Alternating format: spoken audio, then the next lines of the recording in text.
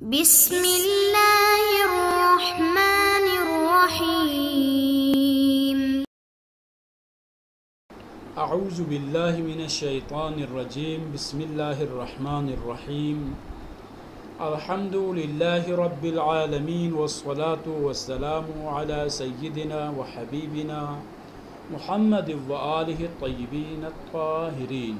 عزیز دوستو، السلام علیکم ورحمۃ اللہ وبرکاتہ۔ ہماری گفتگو تقسیمات واجب کے بارے میں ہو رہی تھی، اور سابقہ جو درس ہے اس میں ہم نے واجب مطلق اور واجب مشروط کو آپ کی خدمت میں پیش کیا تھا، اور ہم نے ایک اور بات بھی کی تھی، وہ یہ تھی کہ واجب مطلق اور واجب مشروط یہ کیا ہے؟ یہ امر اضافی ہے، اور امر اضافی کے کیا مطلب ہے وہ بھی آپ کی خدمت میں ہم بیان کر چکے ہیں۔ آج کی ہماری گفتگو واجب موقت اور واجب غیر موقت کے بارے میں ہے۔ بحث میں وارد ہونے سے پہلے اجمالی طور پر اگر میں بیان کروں تو یہ ہے کہ انسان بیما ہوا انسان، ہم زمانی اور مکانی ہیں۔ ہم کسی زمانے میں زندگی کرتے ہیں اور کسی جگہ پر بیٹھ کے زندگی کرتے ہیں، تو زمانے اور وقت سے نکل کر ہم کسی بھی کام کو انجام نہیں دے سکتے۔ ہم جب بھی کوئی کام انجام دیتے ہیں تو کسی زمانے میں ہی انجام دیتے ہیں اور کسی جگہ پر ہی ہم کسی کام کو انجام دیتے ہیں۔ اب آپ کے ذہن میں جو سوال آیا ہوگا، یقیناً وہ سوال یہ ہوگا، پھر کیوں ہم واجب کو دو حصوں میں تقسیم کریں، موقت اور غیر موقت کی طرح، جبکہ وقت تو تمام تر واجبات کے انجام دینے کے لیے ضروری ہے؟ تو اس کا جواب یہ ہے، ہماری جو گفتگو ہے وقت شرعی کے بارے میں ہے۔ وہ کون کون سی واجبات ہیں جن کے لیے شریعت نے وقت مختص کیا ہوا ہے، اور وہ کون کون سی واجبات ہیں جس کے لیے شریعت کی طرف سے کوئی خاص وقت مختص نہیں ہے۔ اس حساب سے واجب کو ہم نے دو حصوں میں تقسیم کیا، واجب موقت اور واجب غیر موقت۔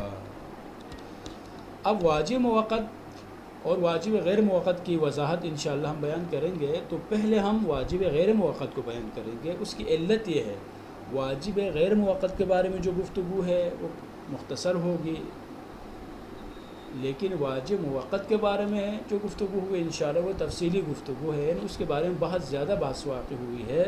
تو یہ علماء کی روش ہے، جن موضوعات کے بارے میں زیادہ گفتگو کرنے کی ضرورت نہیں ہوتی اس کو پہلے ذکر کرتے ہیں، اور جن موضوعات کے بارے میں تفصیلی گفتگو کی جاتی ہے یا ان کے بارے میں زیادہ جو ہے بحثیں ہوتی ہے اس کو بعد میں ذکر کرتے ہیں۔ تو ہم اسی روش پر چلتے ہوئے پہلے ہم واجب غیر موقت کو آپ کی خدمت میں پیش کرتے ہیں، اس کے بعد انشاءاللہ واجب موقت کو۔ واجب غیر موقت ایسا واجب جس کے انجام دینے کے لیے شارع کی طرف سے کوئی وقت مختص نہ ہو بلکہ کسی بھی وقت انجام دیا جا سکتا ہو، واجب موقت کہلاتا ہے۔ اب اس کی مثالیں بہت زیادہ ہے، مثلا علماء کا اکرام کرنا، اساتذہ کا اکرام کرنا، والدین کا اکرام کرنا، بزرگوں کا اکرام کرنا، ان کا احترام کرنا، فقیروں کو کھانا کھلانا، یہ سب کیا ہے؟ یہ سب ایسے واجبات ہے کہ جن میں کوئی وقت شریعت کی طرف سے مخصوص کیا ہوا نہیں ہے، کہ شارع نے کہا ہو کہ صبح کو والدین کا اکرام کرے، ان کا احترام کرے، رات کے ٹائم یا دوپہر کو یا سپہر کو جو ہے ان کا احترام نہ کریں، کوئی ایسا حکم نہیں ہے۔ اسی طرح استاد کے بارے میں یہ نہیں کہا ہوا کہ استاد جب ٹیچنگ کر رہے ہوں تو اساتذہ کا اکرام کرنا ضروری ہے، لیکن جیسے ہی تدریس ختم ہو جائے باہر ملیں تو کوئی اکرام نہیں کرنا، ایسا نہیں ہے۔ جب بھی آپ اپنے استاد سے ملتے ہیں تو ان کا اکرام کرنا ضروری ہے۔ واجب غیر موقت کی قسمیں، واجب غیر موقت کی دو قسمیں ہیں، ایک واجب فوری کہا جاتا ہے۔ فوری سے مراد ایسا واجب جس سے اول زمان امکان میں انجام دینا ضروری ہے اور اس سے تاخیر کرنا جائز نہیں ہے، اور اس کی بہت ساری مثالیں ہیں۔ مثلا مسجد اگر نجس ہو جاتی ہے، خدا نخواستہ کوئی نجاست کہیں مسجد میں آپ کو نظر آئے اور مسجد کی در و دیوار اگر کوئی نجس ہو تو واجب ہے فوراً جس وقت آپ کے لیے ممکن ہے اول زمان امکان میں اسے انجام دینا ضروری ہے، اس سے آپ تاخیر نہیں کر سکتے۔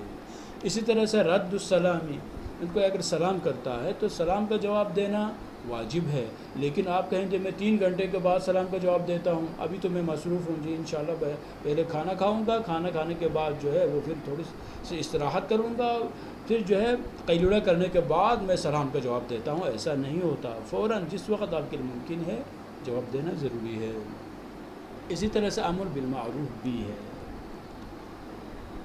واجب غیر فوری، ایسا واجب جس سے اول زمان امکان سے تاخیر کرنا جائز ہو، جیسے رہ جانے والی نمازوں کی قضا، زکوٰۃ اور خمس کی ادائیگی. دیکھیں اگر کسی کی نماز قضا ہو جاتی ہے، خدا نخواستہ اگر نماز قضا ہو جاتی ہے تو اس کا دوبارہ سے پڑھنا ضروری ہے. اگر نماز رہ جائیں تو قضا کرنا ضروری ہے، لیکن کیا فوراً نماز اسی وقت انجام دینا ضروری ہے یا نہیں؟ تھوڑا سا آپ جب اس کو ڈیلے کر سکتے ہیں. تو فرماتے ہیں بہتر تو یہی ہے کہ جتنا ممکن ہو پہلے انجام دے دیں، پہلی فرصت میں اس کو انجام دے دیں، لیکن واجب نہیں ہے. اگر آپ اس کو تاخیر بھی کرتے ہیں تب بھی آپ کے لیے جائز ہے. اسی طرح زکوٰۃ بھی ہے اور اسی طرح سے خمس بھی ہے.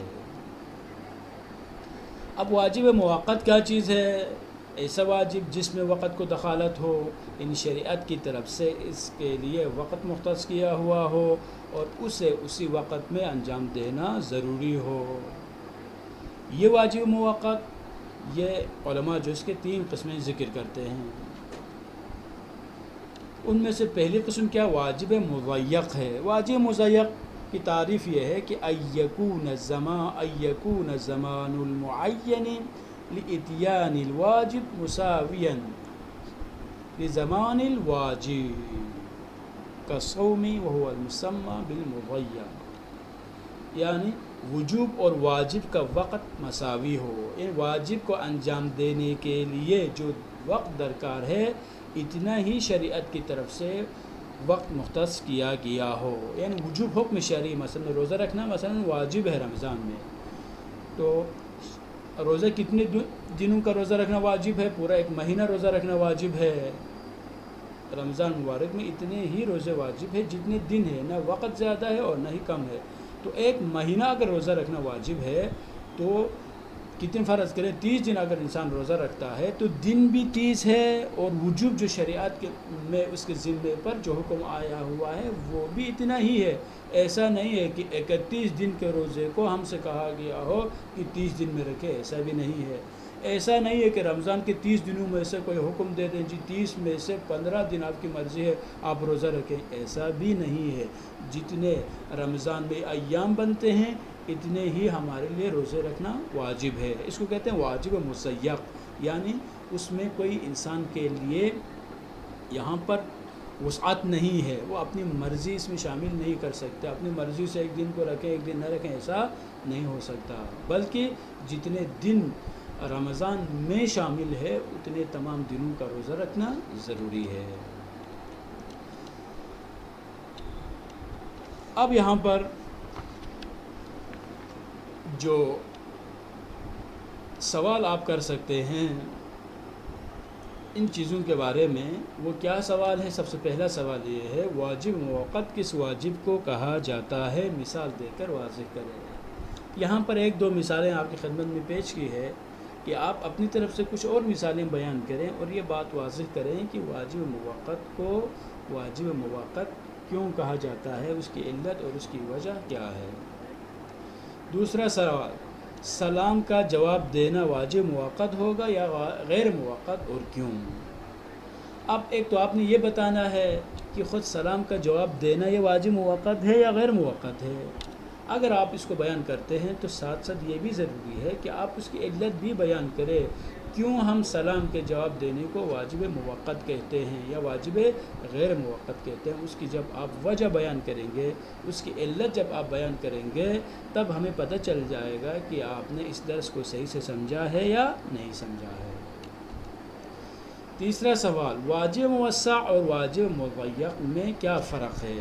یہ ہم نے واجب کی 2 قسمیں آپ خدمت میں پیش کر رہے تھے، تو واجب مضیق اور موسع میں فرق کیا ہے؟ انشاءاللہ موسع کے بارے میں ابھی یہ گفتگو ابھی بھی اور بھی ہم گفتگو کریں گے، لیکن ابھی تک جو کچھ ہم پڑھ چکے ہیں ان باتوں کی روشنی میں جو مطلب آپ کے سمجھ میں آیا ہے آپ بیان کریں کہ واجب موسع اور واجب مضیق میں کیا فرق ہے. یعنی شریعت نے ان کے لیے جو وقت مختص کیا ہوا ہے، تو وقت کے اس اختصاص وقت کے اعتبار سے ان میں کیا فرق پایا جاتا ہے؟ کیا یہ دونوں سیم چیز ہے یا دونوں الگ الگ ہے؟ اگر الگ ہے تو آپ فرق کو واضح کریں گے۔ فرق واضح کرنے کے بہترین طریقہ کار کیا ہے؟ آپ ایک مثال دیں اور اس مثال کے ذریعے اس فرق کو بہتر انداز میں آپ بیان کر سکتے ہیں۔ وصلی اللہ علی سیدنا و نبینا محمد و آلہ الطیبین الطاہرین۔